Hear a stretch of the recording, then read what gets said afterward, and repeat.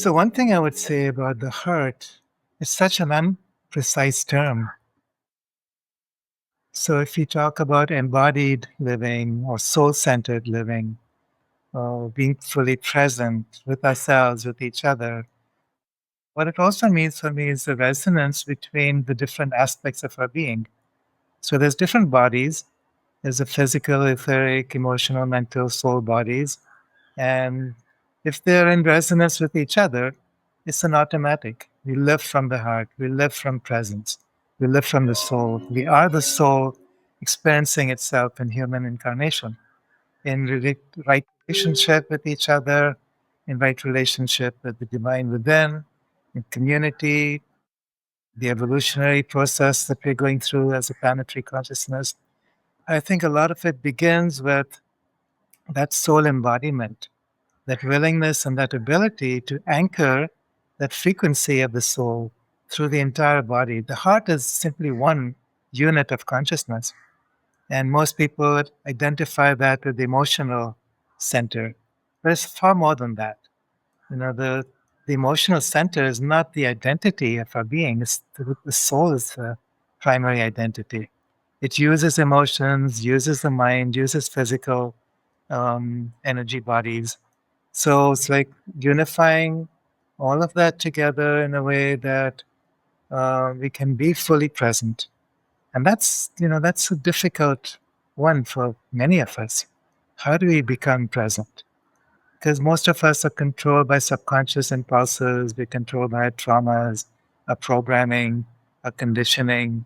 And to release that, to wake up from our slumber, from our trance, to be fully present to ourselves, to that within us which moves us into this evolutionary perfection that humanity is moving towards.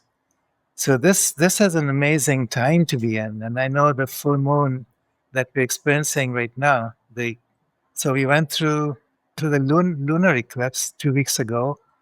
We went through the solar eclipse yesterday, and these are all very significant astrologically. Uranus entering into Gemini, conjuncting Sadhana, sextiling Neptune, conjuncting Saturn, moving into Aries. And then we have Pluto moving into Aquarius, all at the very early degrees, right at the cusp.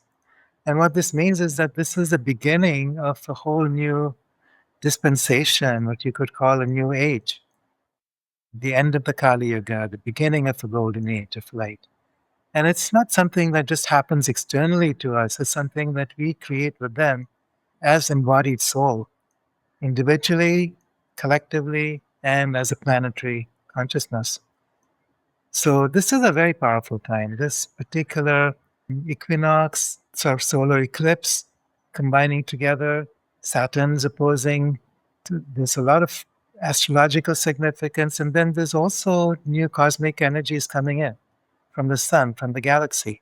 So we are part of a much bigger process than simply our own individual journeys. So I think part of it is understanding, aligning, participating in this arena, joining with each other, creating networks and communities, understanding the bigger picture, what's going on, so we can fully participate without being left behind. I know that this is a time for many people that we've been awaiting for eons. Indigenous people have spoken about this, prophets and mystics have spoken about this, geologists and astrophysicists have spoken about this as a time of immense transformation. What that looks like is up to us. We create it, we participate in it. We are that divinity that we call God working through us in a way that we get to choose what this next evolution looks like. And there's many modern prophets and mystics that have spoken about the new species that's emerging.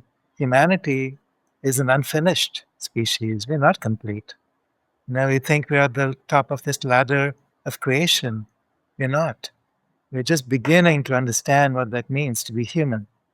So to be a divine human, to be divinity embodied, that's to me what living from the heart is about.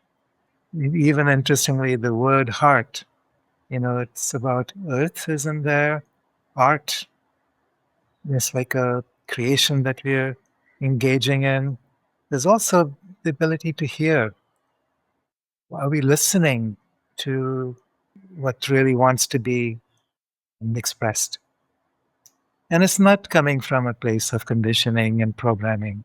It's coming from a deeper source than all that. So to be able to listen deeply, to engage fully, participate powerfully, that's all part of this process. And this particular time of the lunar solar eclipse, the harmonics of the equinox, and the astrological significance of this next 2, 3 years is very profound.